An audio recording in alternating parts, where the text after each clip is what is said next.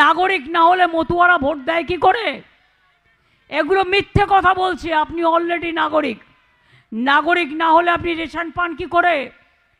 নাগরিক না হলে আপনি কন্যাশ্রী পান কি করে? নাগরিক না হলে আপনি তপশিলি বন্ধু পান কি করে? নাগরিক না হলে আপনি ট্রাইবেল বন্ধু জয় জোহার পান কি করে? নাগরিক না হলে আপনি মেধাশ্রী পান কি করে? ওবিসি পান কি করে? পেনশন পান কি করে? তাই মনে রাখবেন, আমরা সবাই নাগরিক।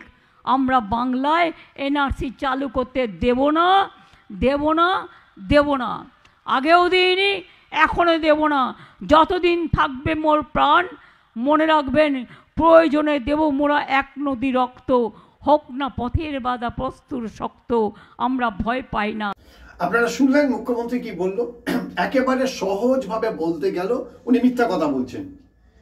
মিনিস্টার অফ হোম অ্যাফেয়ার্সের যে ক্রাইটেরিয়া তাতে একদম পরিষ্কার করে লেখা আছে, passport, Aadhaar card, voter card, PAN card ইত্যাদি যা যা আমাদের আইডি কার্ড রয়েছে কোনোটাই কিন্তু এই নাগরিকত্বের সার্টিফিকেট বা সিটিজেনশিপ সার্টিফিকেট হিসাবে গণ্য করা হবে না।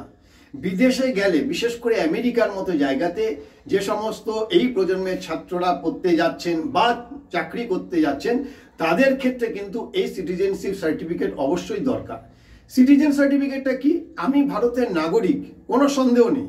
আমি ভোট দিচ্ছি, আমি নাগরিক, আমি সমস্ত রকম সরকারি সুবিধা ভোগ করছি, আমার সরকারি পরিচয়পত্র আছে, সবটাই আছে। কিন্তু এই নাগরিক এবং নাগরিকত্ব, আমি যে ভারতবর্ষের নাগরিক, তার আলাদা করে একটা সার্টিফিকেট দরকার, এনআরসি।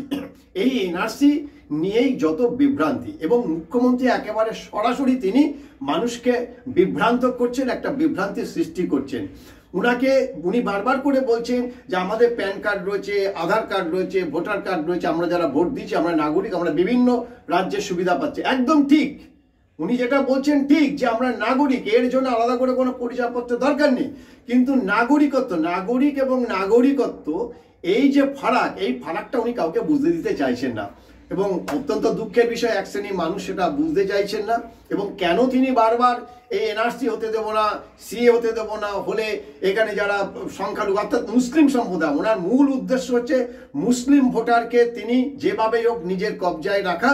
এবং এই এক শ্রেণীর মুসলিম ভোটার যারা এখন অবশ্য অনেক মুসলিম ভোটার, তারাও মুসলিম ভাইরা তারাও বুঝতে পেরেছেন যে এইটা কিন্তু সঠিক নয়।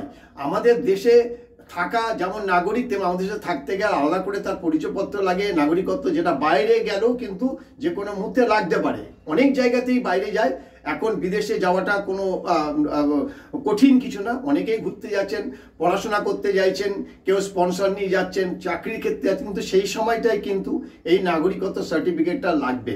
ফলে উনি যে বাধা সৃষ্টি করছেন, কেন করছেন এটা আপনারা নিশ্চয়ই বুঝতে পারছেন। এবং কেন বারবার করে তিনি এই একটা ভুল তথ্য তুলে দিচ্ছেন যে এনআরসি বা সিএ হলে মুসলিম সম্প্রদায়ের মানুষকে দেশ থেকে উৎখাত করে দেওয়া হবে, তাদেরকে তাড়িয়ে দেওয়া হবে, এই একটা আতঙ্ক এই মুসলিমদের মধ্যে উনি ঢুকিয়ে দেওয়ার চেষ্টা করছেন, যেটা দিয়ে 2021 সালে একটা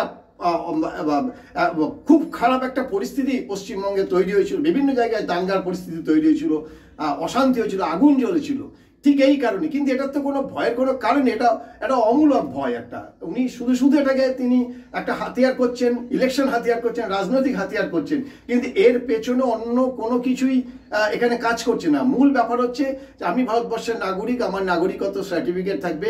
আমি যদি বিদেশে যাই বা অন্য কোনো কাজে যাই, যে মুহূর্তে আমাদেরকে প্রমাণ করতে হবে যে আমি ভারতবর্ষের নাগরিক কিনা, আমার নাগরিকত্ব আছে কিনা, আমি কিন্তু সার্টিফিকেটটা দেখাতে পারবো।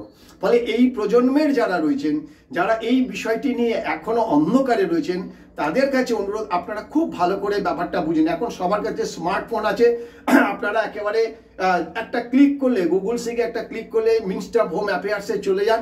ওখানে গিয়ে দেখতে পারবেন যে passport, Aadhaar card, PAN card ইত্যাদি ভারতবর্ষের যতগুলো আমাদের যে পরিচয়পত্র বা আইডি কার্ড রয়েছে, কোনোটাই কিন্তু সিটিজেনশিপ সার্টিফিকেট হিসাবে গণ্য করা হবে না।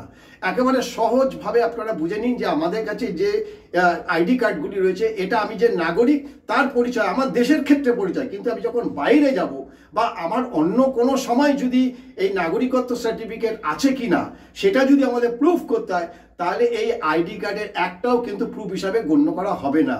ফলে আপনারা ভালো করে বুঝুন, মুখ্যমন্ত্রী যে কথা বলছেন সে কথাকে আপনারা ভালো করে বোঝার চেষ্টা করুন। উনি কেন বলছেন সেটাও আপনারা ভালো করে বোঝার চেষ্টা করুন।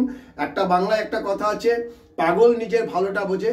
আপনারাও আপনাদের নিজেদের ভালোটা বুঝুন এবং আগামী প্রজন্ম, বিশেষ করে আগামী প্রজন্ম যারা বিদেশে পড়াশোনা করতে যাবে, চাকরি করতে যাবে, সেক্ষেত্রে কিন্তু আপনাদের সিটিজেনশিপ সার্টিফিকেট ভীষণভাবে দরকার পড়বে। ফলে এই নিয়ে অযথা বিভ্রান্তের মধ্যে আপনারা পড়বেন না, আপনারা নিশ্চিত থাকুন।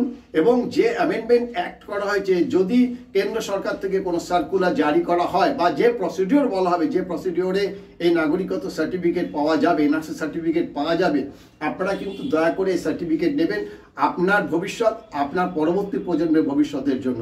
অযথা বিভ্রান্তের শিকার হবেন না।